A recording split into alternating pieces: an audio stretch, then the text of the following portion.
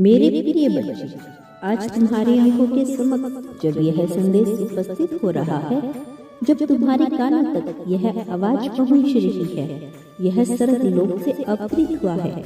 यह प्रमाणित करता है, तुम्हारे चैन की यह प्रमाणित करता है कि तुम्हें कुछ प्रदान किया जाने वाला है, कुछ ऐसा जिसकी तुम्हारी अपेक्षा पूर्ण नहीं हुई थी, लेकिन अब तुम्हें प्रदान करके तुम्हारे विश्वास को आगे बढ़ाने का कार्य प्रारंभ हुआ है। मेरे प्रिय बच्चे, चाहे कोई उदास हो, चाहे कोई हताश हो, चाहे कोई हैरान हो, चाहे तुम अपने आप से ही क्यों न रुके हो गए हो, फिर भी आज तुम्हें हर हाल में, हर परिस्थिति में इस संदेश को पूर्णतः अंत तक सुनते रहना है, ताकि तुम इस समय में इस ऊर्जा को अपने भीतर समाहित कर सको और जीत को अपना सको। मेरे प्रिय, तुम्हारे लिए संदेश को पूर्णतः अंत तक सुनते रहना अत्यंत आवश्यक है। इसे बीच में किसी भी परिस्थिति में छोड़कर जाने की भूल ना करना। अब जब कि समय बदलाव का हो रहा है, तो तुमसे भी कुछ उपेक्षाएं की गई है। मुझे उम्मीद है कि तुम इन उपेक्षाओं से खरे उतरने वाले हो, लेकिन बात यह है कि तुम्हारे लिए इन सबसे ज्यादा महत्वपूर्ण है कि तुम यह जानो कि तुम कौन हो और यहाँ इस धरती पर किस उद्देश्य से आए हो। जब तुम अपने उद्देश्य को नहीं समझते हो, तब तक तुम्हें हर एक पल काट खाने को दौड़ेगा। तब तक तुम्हें सब कुछ एकदम बेबुनियाद, बेबस और पूरी तरह से खराब लगेगा।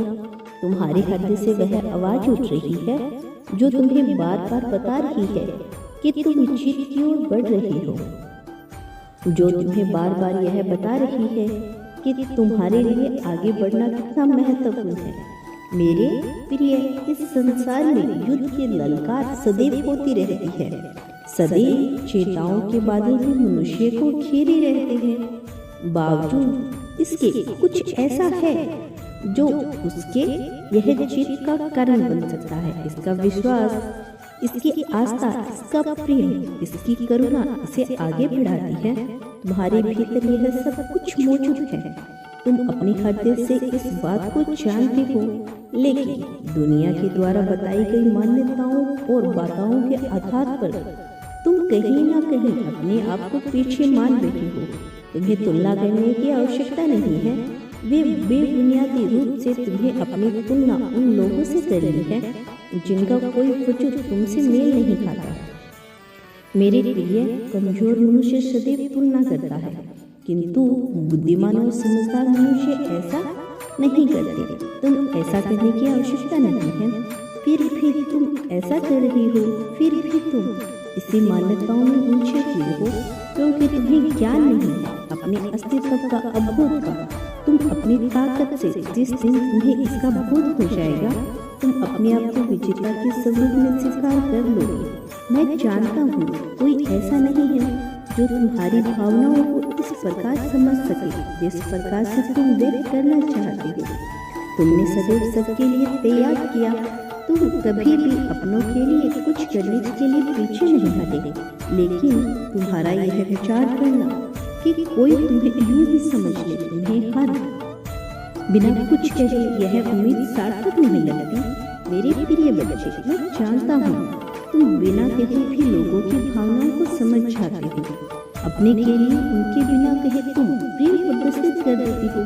तुम्हारे मन में अपनों के लिए जो प्रेम है, जो भावना उमड़ती है, उससे मैं वाकिफ हूँ कि कैसे तुम उन्हें कोई दुख नहीं देना चाहते।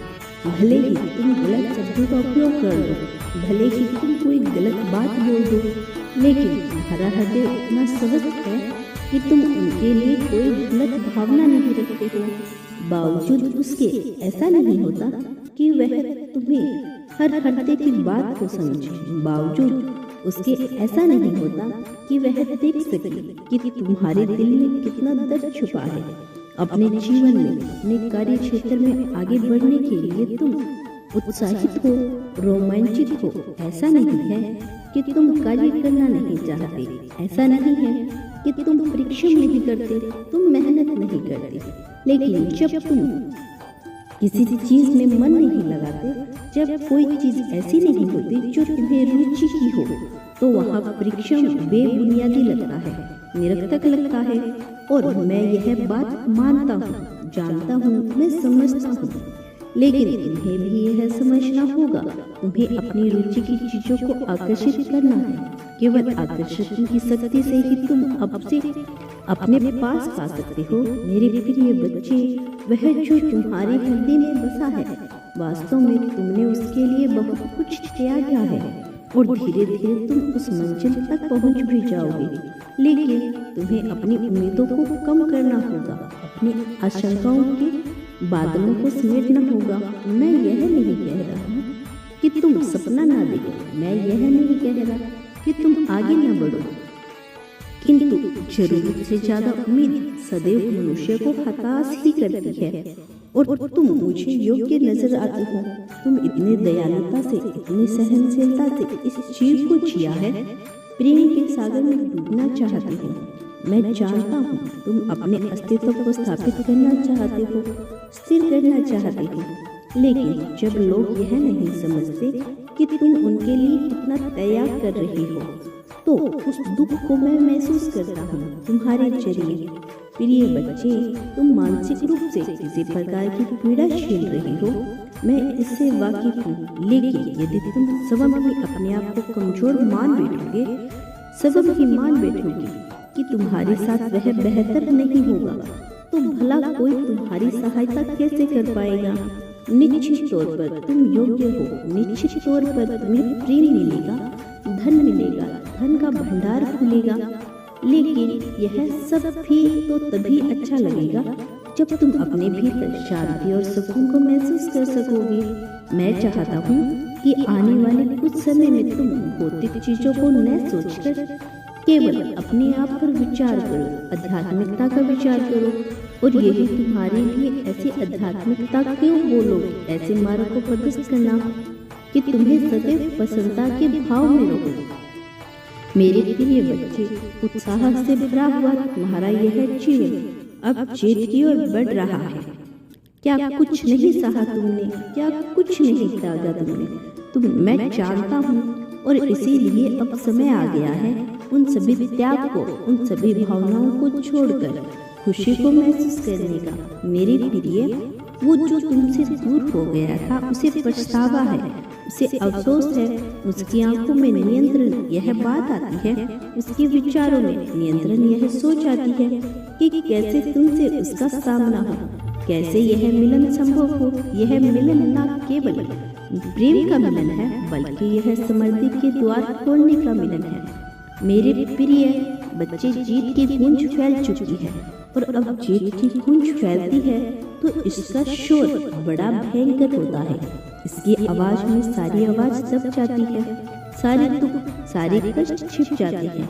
फिर जो चमक उठती है वह लालिमा आंखों से प्रदर्शित होती है, चेहरे से झलकती है, स्पष्ट रूप से बाहर आती है। मेरे प्रिय बच्चे, अब तुम्हारे उस सामर्थ्य बेहतर होने वाले हैं। यह मिलन बहुत से दिव्य द्वारों को खोलने का कार्य करने वाला है।